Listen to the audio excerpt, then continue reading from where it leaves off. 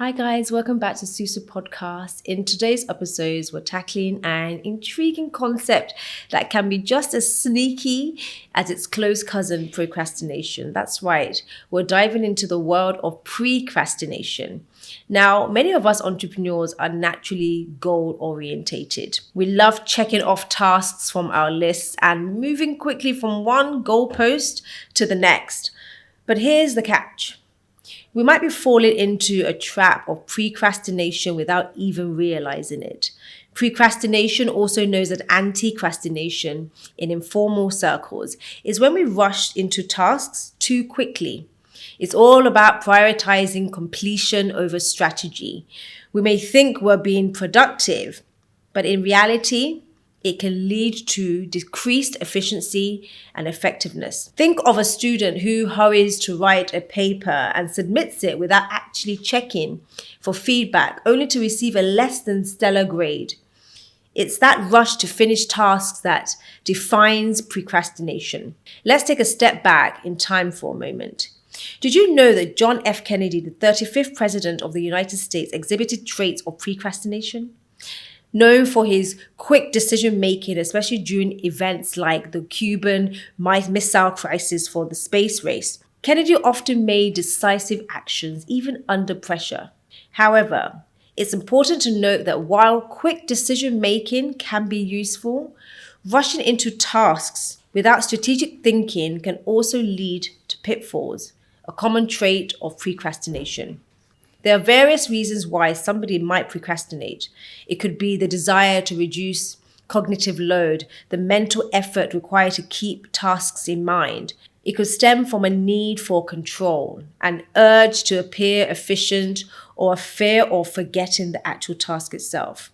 Sometimes it's just the thrill of immediate gratification or a coping mechanism for stress. Understanding these triggers can help us to tackle procrastination more effectively. Interesting studies have been conducted around procrastination. One such study is the Journal of Experimental Psychology, which revealed that people often chose to complete a task immediately, even when less efficient.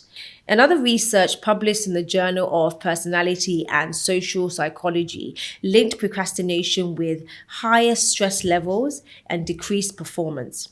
Even creativity can take a hit, as a PILOS 1 study demonstrated, with procrastinators coming up with fewer unique ideas in a brainstorming task. So while procrastination might look like proactive behavior, it often has a negative consequence. Back in the day, as a young, fresh-faced entrepreneur, I often fell into procrastination traps. I found myself rushing into tasks, eager to get them done as quickly as possible. I was prioritizing speed over strategy. And at first, I thought I was being super productive. It was only later that I realized that my hastiness was causing me to overlook important details and ultimately decrease my effectiveness. I recall a particular incident where I was working on a pitch for a potential investor. The moment I got the opportunity, I was so eager to get to work. I started putting together the pitch deck immediately. My mind was abuzz with figures and market analysis that I wanted to share. And I wanted to get everything on paper before I lost my train of thought. I was so focused on speed that I didn't stop to consider whether my approach was strategic or even making sense. And here's what happened. I finished the deck in record time, sure, but when I presented it to the investor, completely fell flat. They asked questions I didn't have the answers to. I hadn't anticipated them. They pointed at holes in my market analysis and even noticed a few typos in the deck. I know, shocking. I was mortified. In my rush to get it done, I had not taken the time to properly proofread or seek feedback. The investor appreciated my enthusiasm, of course, but then recommended that I take a more measured approach in the future. As I've learned in my journey, procrastination isn't as productive as it appears on the surface.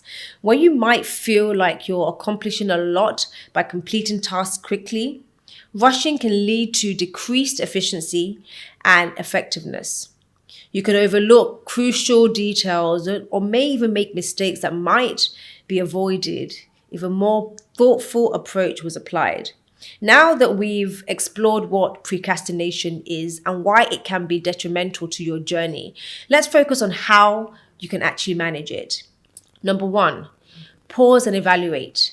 Before you leap into a task, ask yourself whether there could be a better approach. Number two, prioritize the task. Arrange your tasks by importance and urgency. It helps to keep you focused on the task that truly matters the most. Number three, take regular breaks. Don't underestimate the power of a break. It helps to recharge your mental battery.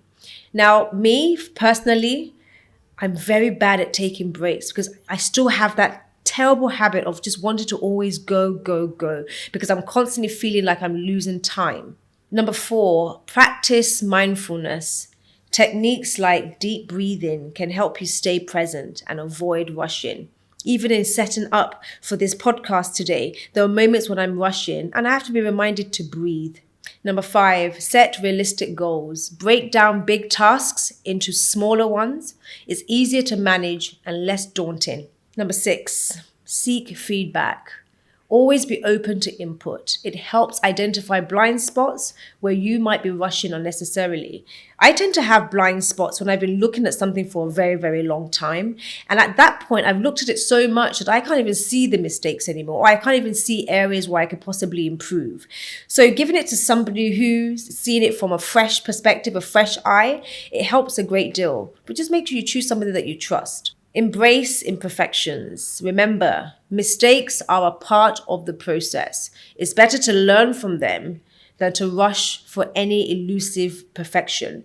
Perfection will hold you from actually taking a step forward. Yes, you are going to make mistakes along the way. The sooner you accept it, the better. And the sooner you embrace it as part of the process, the better for you. Now, guys, Africa is a continent ripe with opportunities. With its dynamic young population, growing internet connection, and increasing startup funding. However, in this race to seize the opportunities presented, entrepreneurs might find themselves procrastinating, rushing to get their ideas into the market without proper strategy or planning. So I'm going to share with you a couple of tips that I've learned and I'm currently learning in my process. Number one, understand the market. The African market is diverse, and one-size-fits-all solution seldom works here. Instead of rushing into business operations, take time to understand the specific markets you're actually trying to target. This involves an in-depth research, engaging with your potential customer, and constantly updating your knowledge. It's essential not to rush this process. Trust me, I've gone through this several times, and this is one of the take-homes I can tell you. Number two, formulate a solid business plan. Entrepreneurs may sometimes be tempted to jump right into their business without a robust business plan. Now, although I am in favor of jumping into opportunities and into business and not being afraid of the problems that usually present themselves, I also think that even in your jumping, you should have a degree of preparation. A business plan is a good place. Even if it's not fully fleshed out, have a standard business plan that you can use as your roadmap. This is a classic case of procrastination. Remember, a well thought out business plan is your roadmap. Use it. It outlines your business goals, the strategy to achieve them, potential challenges, and contingency plans. I remember myself when I was dissecting my business plan, and at every stage I felt that I had to go back to it. Now, a business plan is a living document. You're always going to have to revisit it, but it just helps to get to a certain level in order for you to reach the next level. Because remember, you're learning on the job. You're learning as you go along. Number three, embrace innovation, but plan implementation. Oh my gosh, I cannot stress this one enough. African entrepreneurs are renowned for their innovations. for innovativeness in general, often providing indigenous solutions to local problems. After all, that's why we're on the continent. We're trying to solve the problems within the continent.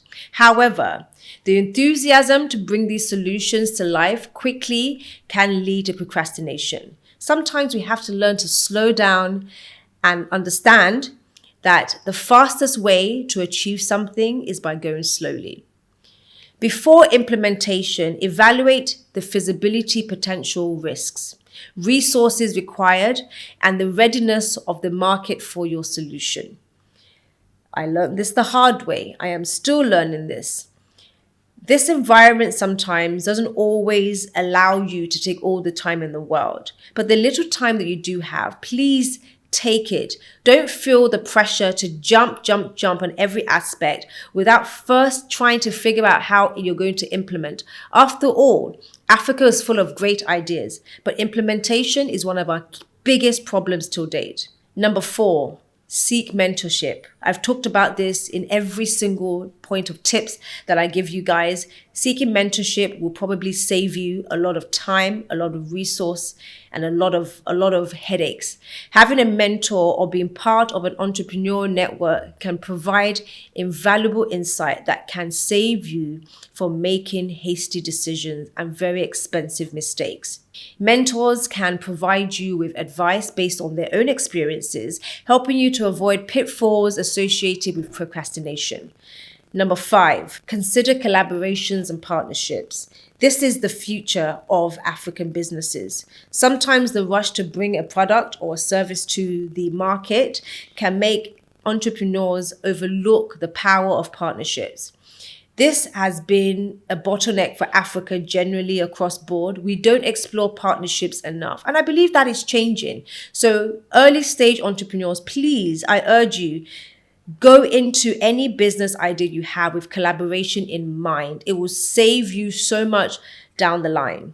Collaborations can bring complementary skills to your business. It provides additional resources that you probably will not have at the beginning, and it fosters a creative problem-solving approach. Number 6, understand your financial options. While quick access to funding can accelerate your business operations, it's important to also thoroughly understand the terms and conditions associated with borrowing funds. Now, I talk quite often about the lack of funds that's available in the ecosystem on the continent right now, but people are still raising funds, whether it's debt or whether it's through equity.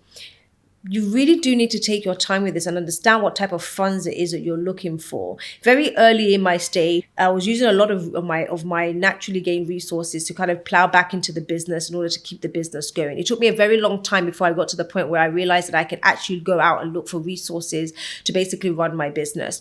Now, when I first initially started doing that, loans was the first thing that came to mind, and I explored some, but not realizing sometimes what is your plan to actually utilize those funds. Ensure that those funds are fully utilized to their fullest capacity. Failing to do your homework on how you want to do your financial plans can actually lead to financial complications in the future if you're not careful. You have to learn how to utilize funds effectively.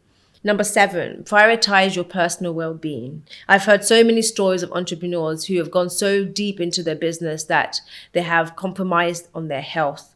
And once your health is compromised, there really is no business to be had. So please, in doing your business, prioritize your well-being at the utmost. The drive to succeed can sometimes lead entrepreneurs to neglect their physical and mental health. It's not advisable, guys. Remember that sustainable success is a marathon, not a sprint. Make time for breaks and self-care and don't rush through life. I have done this numerous amounts of times and I'm still learning that I must do what is counterintuitive for me in order for me to stay balanced. Entrepreneurship in Africa is a promising journey filled with potential and opportunities. As we navigate this path, it's crucial to be mindful of precrastination, the subtle cousin of procrastination. Remember that rushing through tasks isn't always the pathway to success. Strategic thinking and measured action often yields better results. Thank you so much, guys, for watching this episode. And as per usual, please don't forget to be extraordinary in the way that only you can be.